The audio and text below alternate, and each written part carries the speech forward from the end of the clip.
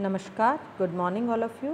My self doctor Harshita Rathore, assistant professor psychology. जैसा कि हमने लास्ट लेसन में बात की थी आशावाद या ऑप्टिमिज्म की, और उसी में हमने आशावाद को परिभाषित करने के लिए जो दो दृष्टिकोण हैं उनमें से प्रथम दृष्टिकोण डिस्पोजिशनल ऑप्टिमिज्म या प्रवृत्त्यात्मक आशावाद के बारे में बताया था। जैसा कि बताया था कि डिस्पोजिशनल ऑप्टिमिज्म का तात्पर्य है कि व्यक्ति भविष्य के प्रति बुरे या नकारात्मक विचारों की अपेक्षा सकारात्मक सोच को रखता है। इसे ही डिस्पोजिशनल ऑप्टिमिज्म कहते हैं और इसी को हमने कल समझाया था। आज हम बात करेंगे आशावाद को दर्शाने वाले एक दूसरी व्याख्या की, जो कि है आशावाद व्याख्या करने की शैली के रूप में। That means optimism as explanatory style. यानी हम सकारात्मकता या आशावाद को हम अपनी किसी भी बात को, किसी भी परिणाम को जो हम जीवन में करते हैं, जो भी हम कार्य जीवन में करते हैं, उनका जो परिणाम निकलता है उस परिणाम की हम व्याख्या किस तरीके से करते हैं वह भी दर्शाता है कि हम आशावादी हैं या निराशावादी हैं। इसके लिए सेलिगमैन और उनके साथियों ने बताया कि आशावादी और निराशावादी लोगों की व्याख्या करने के तरीके बहुत अलग अलग होते हैं।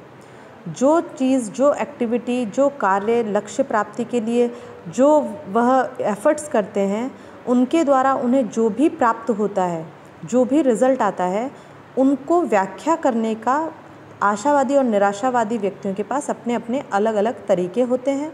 जैसे हमारे आसपास के वातावरण में यदि हम देखें तो हमें कुछ आशावादी और कुछ निराशावादी व्यक्ति अवश्य दिखाई देंगे, और हम देख सकते हैं कि कुछ व्यक्ति सदैव ही सकारात्मक विचारों वाले होते हैं जबकि कुछ नकारात्मक विचारों वाले।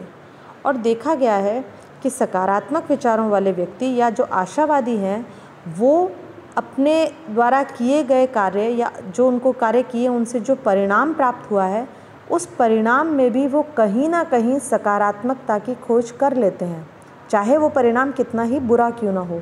जबकि जो व्यक्ति निराशावादी हैं वे अच्छे से अच्छे कार्य में भी कुछ ना कुछ बुरा ढूंढ ही लेते हैं।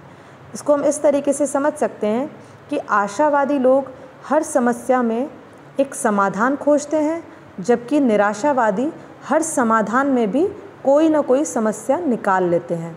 तो ये उनकी एक स्टाइल है, जिसे हम कह सकते हैं किसी भी चीज़ को एक्सप्लेन करने की, व्याख्या करने की उनकी एक स्टाइल ही बन जाती है कि वो हर चीज़ में नकारात्मकता देखते हैं। जबकि आशावादी व्यक्ति की ये स्टाइल होती है कि वो हर चीज़ में सकारात्मक चीज़ को देखता है।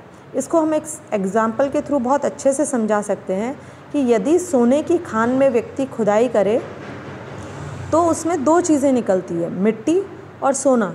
और हम सभी जानते हैं कि मिट्टी बहुत ज़्यादा निकलेगी, बहुत ज़्यादा, जबकि सोना उसके कंपैरिजन में शायद बहुत गहराई में जाके निकले और वो भी बहुत कम निकले। मिट्टी की मात्रा में तो 100% वो काफ़ी कम होता है। तो निराशावादी व्यक्ति हमेशा इसके लिए कहता रहेगा कि पता नहीं हम क्यों मेहनत कर रहे हैं, इतनी मेहनत से क्या होगा, हमें तो सिर्फ मिट्टी मिट्टी मिल रही है, जाने सोना कब निकलेगा। और अगर निकल भी जाता है तो कहता है इतनी खुदाई के बाद भी इतने से सोने का क्या फ़ायदा।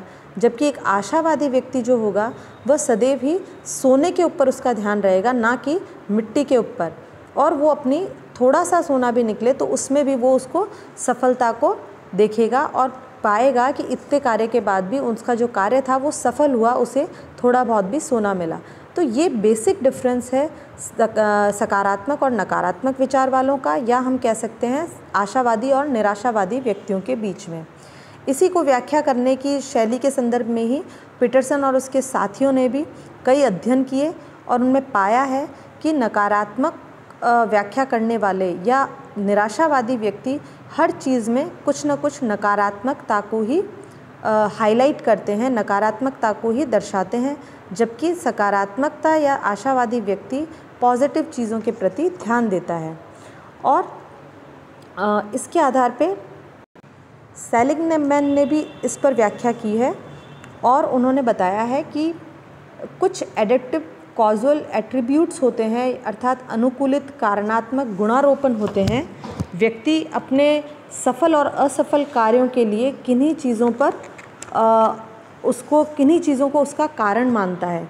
और देखा गया है कि सकारात्मक और नकारात्मक सोच रखने वाले अर्थात आशावादी और निराशावादी व्यक्ति बहुत डिफरेंस इसमें दर्शाते हैं। वो अपने परिणामों की जो कारणात्मक व्याख्या करते हैं उनमें बहुत अधिक अंतर पाया जाता है। देखा गया है कि आशावादी व्यक्ति जनरली अपनी असफलता के लिए बाहरी, अस्थिर और विशिष्ट कारणों को कारण बताते हैं, जबकि जो निराशावादी व्यक्ति हैं वे अपनी असफलता के लिए आंतरिक, स्थिर और व्यापक कारकों को कारण बताते हैं। ये बहुत बड़ा डिफरेंस है और इनको समझना बहुत ज़रूरी है कि कौन से कारक हैं जो बाहरी या आंतरिक होंगे, कौन से कारक स्थिर अस्थिर होंगे और कौन से विशिष्ट और व्यापक होंगे। इसको